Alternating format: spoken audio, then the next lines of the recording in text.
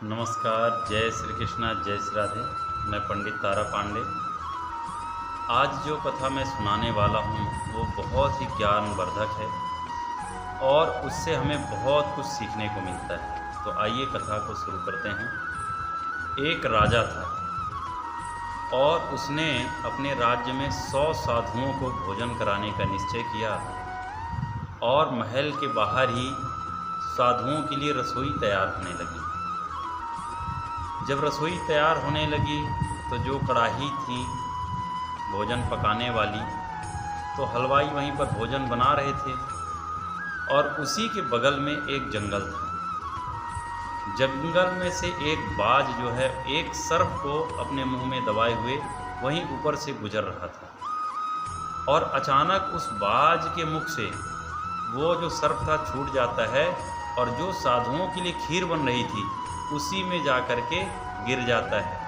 अब खीर गर्म थी, दूध उबल रहा था, तो उसी में उस सर्प की मृत्यु हो जाती है।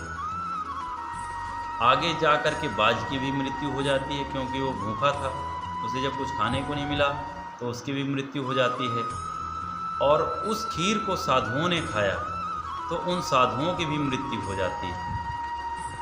और जब तीनों की मृत्यु हो जाती है, वहाँ जब यमराज के पास जाते हैं और यमराज पूछते हैं चित्रगुप्त से कि हे चित्रगुप्त, यह बताओ कि ये जो 100 साधुओं की मृत्यु हुई है तो इसमें किसका दोष है?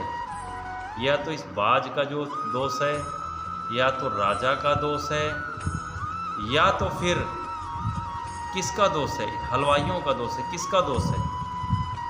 तो चित्रगुप्त ने देखा तो कहा कि महाराज, इसमें तो कुछ समझ में नहीं आ रहा कि किसका दोष है, क्योंकि बाज भूखा था और वह तो जानबूझ कर के खीर में गिराया नहीं, वो तो सर्प को लेकर के जा रहा था।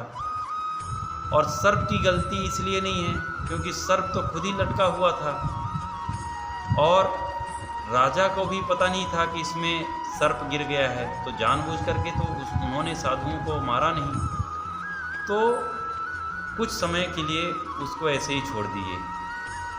आगे चल कर के चित्रगुप्त और यमराज ने धरती पर विचरण करते हुए गए और एक व्यक्ति से उस राजा का महल पूछते हैं। तो जो व्यक्ति था वह कहता है कि आप भी उस राजा के महल में जा रहे हैं जो कि 100 साधुओं की जहर खिला करके, भोजन में जहर मिला करके हत्या कर दी।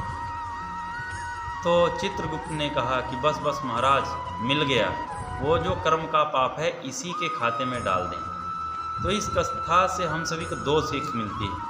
पहली तो ये कि बिना पूरी बात को जाने हुए किसी के बारे में भी कोई ऐसी बातें नहीं कहनी चाहिए। जिस प्रकार से उस व्यक्ति को पता नहीं था कि राजा ने जानबूझ करके भोजन में जहर मिलाया और किस वजह से मृत्यु हुई, उसे पता नहीं था, लेकिन वह राजा की निंदा करता था। और दूसरी बात यह कि हमें कभी किसी की जाने और अनजाने में निंदा नहीं करनी चाहिए।